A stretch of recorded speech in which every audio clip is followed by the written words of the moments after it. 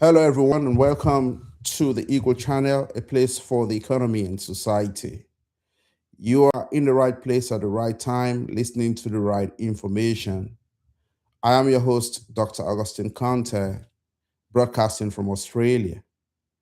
Today, I will talk a little about how the commodity market reacts when there is a crisis. The reaction of the commodity market depends upon the nature of the crisis itself. To have a structured conversation, let me pull up the slide and let's get started. I hope you can see the slide right now. What you can see here, we have a timeline and three time periods. That's what we can see right now. We have the GFC 2008 2009, that is considered as one period. We got COVID 2020, another period. And we have the Iran War 2026, another period. There are three commodities here that we are considering: oil, based on Brent or West Texas International strands, and then we have gold, and then we have copper. Three commodities. Okay.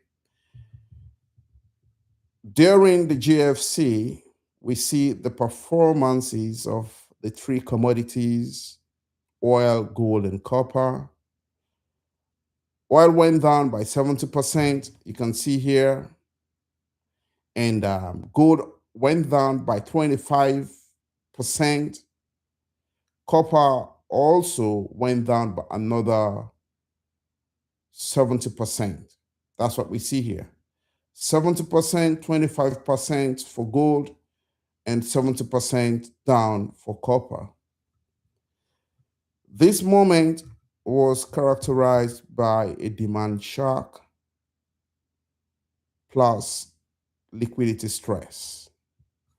Essentially, in 2008, 2009, there was a sudden demand collapse.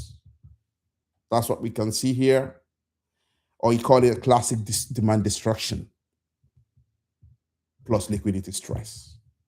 That was the moment of 2008, 2009. Then let's move on to 2020. In this moment, there was a global health crisis. Oil went down by, say, 70%. Gold was up by about 25%. And we see that copper fell by about 20%. COVID 2020 was characterized by demand collapse also. Gold served as a safe haven. Copper fell, but less than in GFC, as you can see. Now, these two periods, the GFC and COVID 2020, what we can see in common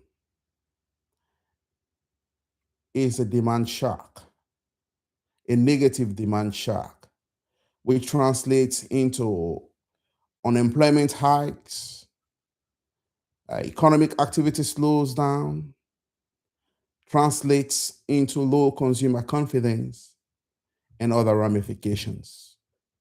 Now let's move on to Iran War 2026. We are in this moment right now. And what are we experiencing in this moment? Oil price hike, that's for sure. And you can see that at the inception of the crisis this year, oil has gone up from $70 to over $110 a barrel. Now, again, gold has gone down, as you can see, by some percentage, nearly 20%. And copper fell also by about 3.6%. Now, what is quite a takeaway from the Iran war, or what is quite uh, sort of what you can see as a takeaway from the Iran war is that there is substantial supply shock happening. And so it sort of distinguishes itself from the GFC 2008, 2009, and COVID 2020. Now, what's the summary of all that's been displayed here? It's important for you guys to understand that there are three main themes to consider here: demand shock crisis, GFC, and COVID. So GFC 2008, 2009, and COVID 2020. Okay. Energy and industrial materials, they sell off because global activity slows down in this period. So we have less transportation, less manufacturing, and other negative circumstances as a result of that. Now, we have another important theme, and that's the supply shock crisis, which is Iran. The oil spikes happen because of supply disruptions. Everybody is aware of the blockade of the strait, which translates into higher inflation expectations, higher rates, and that in itself could have ramifications on capital projects and other aspects of the economy. Now, the number three element that you need to take away or consider from this presentation is that of a liquidity regime, and that matters for gold.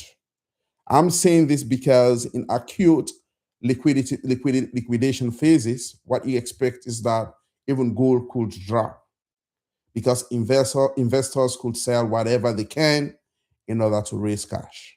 So a liquidity regime does matter even for gold in a crisis period where we're expecting gold to be a safe haven, and it happens that people are cash trapped. They may sell whatever they can in order to make cash. So I think that's all there is for this presentation, because we have to make use of the time available and leave some other information for a time in the future. That could be the next few hours or next few weeks or next week. I thank you so much for your attention. I'll stop sharing, and I hope that you were able to get relevant information from this presentation.